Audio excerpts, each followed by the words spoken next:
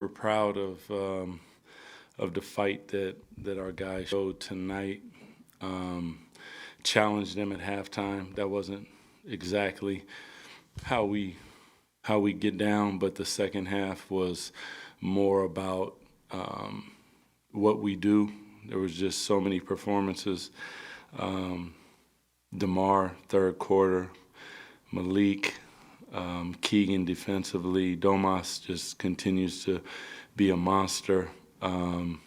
Foxy, 10 for 10 from the free throw line. Like, his aggressiveness and gravity in the second half. I continue to say it, like, I don't really worry about him offensively. He's gonna, I mean, he's brilliant, so that's not it. But he continues to lead by example and win basketball games, and that's what he does. So across the board, I'm probably forgetting somebody, but I apologize. But love them all. Big time stuff from the guys. Doug, Steph just had 2 points in the second half, 1 of 5 from the field, I think 3 turnovers. I know it was primarily a tandem of Keegan and Keon taking that responsibility. Right. What did you see from the two of them, the job they did on the best shooter of all time? Listen, Steph is Steph. So you're not going to, and I've been there, so I understand, like, you're not going to stop him. You want to make it as humanly difficult as you can. And I thought that both of those guys did that. Domas on the blitzes went to a zone and sometimes that got us back in the ball game. And, those guys, just ability to stay in the moment, to stay aggressive, and to know that, like, this guy is special and he's going to hit shots, but we're going to stay with our game plan. We're going to contest him and try to make him work as hard as we can. What do you see as the biggest difference between your first and second half defense? More than anything, I thought we were a little step slow in the first half on rotations. I talk about the front end matching the back end. When we talk about blitzing and those type of things, we let the ball be advanced in a blitz. Once it was advanced, now the guy's rolling in the pocket. He's hitting them. We're meeting them late. And those guys they have some size. So when you're meeting them late, it's tough. But in the second half, Keegan, I think, ran through one ball and got a steal. Like, those are the things we want to make sure that when we lean on anything, we lean on the side of aggressiveness and decisiveness. Coach DC, Kings had 28 fast break points to Warriors 0. Could you explain how that was done? It seemed like Eddie just got out and ran every opportunity that they had, that you had. Well, that's really who we want to be, is make, miss, turnover. It doesn't matter. Just right back at it.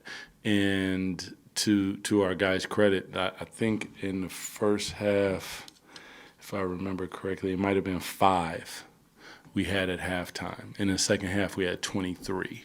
And that's the kind of gravity you want to have on a game, and you just keep going at them defensively. You want to keep the pressure, and sometimes you're going to be a step slow, and that's where other guys come in off the bench. They give you a lift the same way that Keon did tonight, and all of a sudden things slowly started turning as they turned the pressure up, and that's really, I think, how you get out in the open court and get buckets. Doug, 7-0 at home since taking over. Just how surprised are you the quick turnaround that you've had here? And then also, like, what does that mean going out on the road? Home is a special place, and I've tried to impart that message to our guys that we protect home. It's a safe place for our fans to come and just rock out and know that we're going to put on a show. We come here to play a certain way, and when you leave, win or lose, you're going to know that we came and gave you everything that we got. And that would have happened tonight if it would have won the right column instead of the left column. So going out on the road is about the biggest challenge that you can face in the NBA. These teams are extremely good. The ability to win or lose is super small. And we got to take care of business. We got to make sure that we're ready to play from the jump. We're going to depend on a lot of guys, and we just have to go out and play our basketball. And if we do that, we give ourselves the best chance to win, and that's what I'm hoping to see out on the road. Coach, it's been obviously it's been a change in the team since you've been the head coach. Many people will point that as you would say you the reason for that. But from being that guy, what do you think is the biggest reason for this turnaround with this team? I really think this is all about them. It's not really about me, man. It's about them believing in each other, them fighting for each other, them locking arms together. Everything that you're seeing them do is about a brotherhood that's bigger than what you go out and do on the court. It's about loving each other in a way that people, when they watch it, they can feel it. And that's what I think that we see. So, like I said, I try to put them in the best place. I talk. They probably think I'm a little crazy sometimes, but the point is trying to get that point across to them that when you care for each other this way, there's a vibe that goes with that is undeniable. And I think that's what everyone is seeing right now, and we'll see where it takes us.